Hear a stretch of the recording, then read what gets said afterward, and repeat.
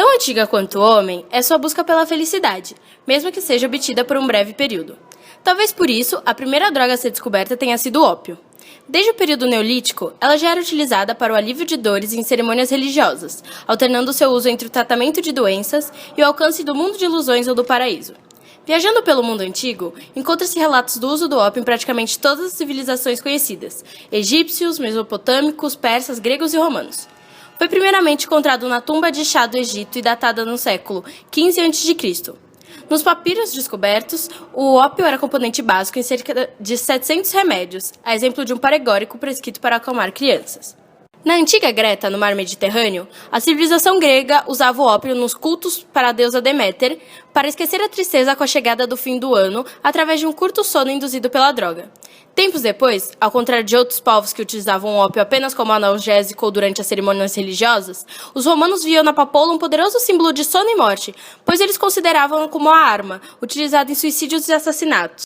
A cannabis, ou maconha, é uma das mais antigas drogas psicoativas conhecidas pela humanidade, sendo considerada uma planta de gênero diversificado e podendo ser cultivada em todo o mundo.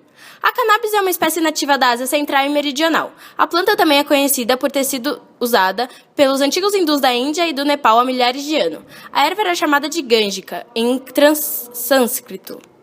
O historiador grego Heródoto anotou em 450 a.C. que a cannabis sativa, a planta da maconha, era queimada em saunas para dar barato aos frequentadores.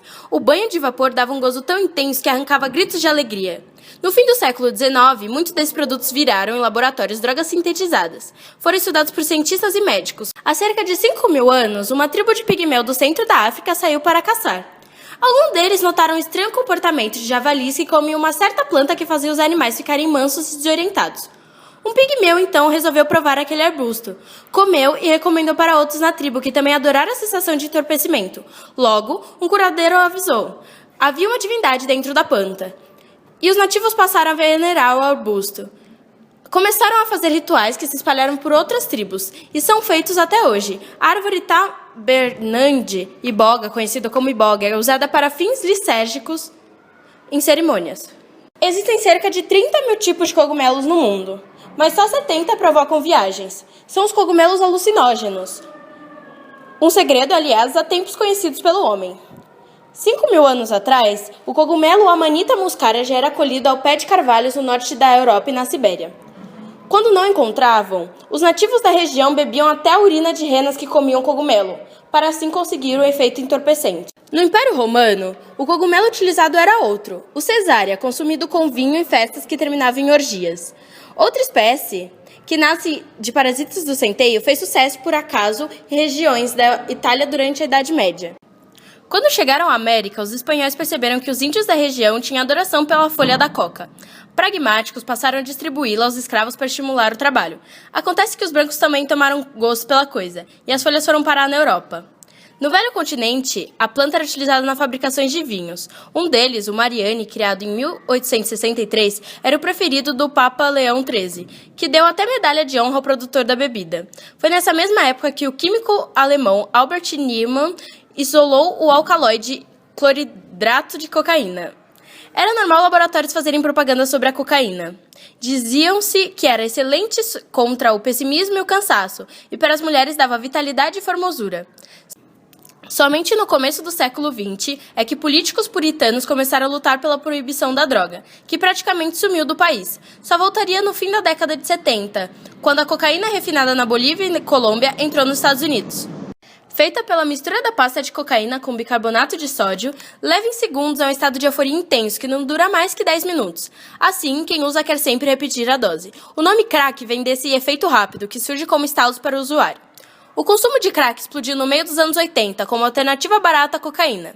A disseminação do crack é fruto de ação do vendedor de cocaína no varejo, que produz as pedras em casa. Em 1912, um químico que investigava moderadores de apetite para a empresa alemã Merck desenvolveu uma droga de nome impronunciável, que originalizou a sigla MMDA.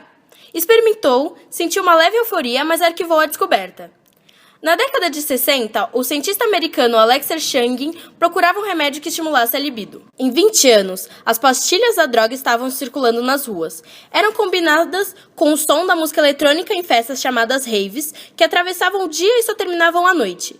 Em 1988, o êxtase foi a febre no verão inglês que acabou batizado de Summer of Love, ou Verão do Amor, mesmo nome que os hippies deram no ano de 1967, quando eles se entupiram de LSD. A substância da heroína foi descoberta em 1874, a partir de um aprimoramento na fórmula da morfina. Os trabalhos de pesquisa nessa área já haviam levado, por exemplo, à invenção da seringa, criada em 1853 por um cientista francês que procurava maneiras de melhorar a aplicação da morfina. Batizado de heroína, o novo remédio começou a ser vendido em 1898 para curar a tosse. Logo, descobriram também que, se injetada, a heroína é uma droga de efeito veloz, poderoso e que provoca a dependência rapidamente. Viciados em crise de abstinência têm alucinações, cólicas, vômitos e desmaios. Assim, a heroína teve sua comercialização proibida em 1906 nos Estados Unidos. Em 1913, o fabricante alemão parou de produzi-la, mas ela manteve intensa circulação ilegal na Europa e principalmente na Ásia. A droga voltou a aparecer nos Estados Unidos somente no começo dos anos 70, quando soldados servindo na Guerra do Vietnã. O químico alemão Albert Hofmann trabalhava no laboratório Sandoz em 1938, investigando um medicamento para ativar a circulação. Testava a ergotamina, princípio ativo do fungo do centeio, que ele sintetizou e chamou de dietidamida. Tomou uma dose pequena e sentiu um efeito sutil. Somente em 19 de abril de 1943, Hofmann resolveu testar uma dose maior. O químico, então, com 37 anos, voltou para casa de bicicleta. Teve a primeira viagem de ácido do que se teve notícia. Vi figuras fantásticas de plasticidade e coloração, contou. Apresentou o LSD, siglas em alemão de ácido lisérgico, a amigos médicos. Hofmann hoje tem 100 anos e é um dos integrantes do comitê que escolhe o prêmio Nobel. Originária dos Andes, a planta do tabaco se espalhou por toda a América com as migrações dos povos ameríndios. As folhas da planta eram usadas pelos nativos americanos com finalidades terapêuticas, religiosas e de lazer, sob variadas formas. Podia ser em pó, mascada, fumada e outras. No início do século XVI, o tabaco foi levado pelos espanhóis para a Europa, onde veio a tornar-se muito popular sob a forma mascada e sob a forma de rapé. Com a vinda de escravos africanos para a América e a subsequente criação das religiões afro-americanas, estas incorporaram o uso do tabaco em seus rituais religiosos. Ao mesmo tempo, o tabaco era uma importante moeda de troca utilizada na compra de escravos no continente africano. Embora o uso do cigarro tenha tomado enormes proporções no mundo a partir da Primeira Guerra Mundial, foi apenas em 1960 que foram publicados os primeiros relatos científicos que relacionaram o cigarro ao aumento da incidência de câncer, infarto e outras doenças no fumante habitual. Somente no século XX é que começaram a surgir proibições globais ao uso de entorpecentes, primeiro nos Estados Unidos, em 1948. Depois, após uma convenção da ONU, realizada em 1961, cerca de 100 países, o Brasil entre eles, também proibiram. Segundo o relatório publicado pela entidade em 2005, há cerca de 340 milhões de usuários de drogas no planeta. Movimentam um mercado de 1,5 trilhões de dólares.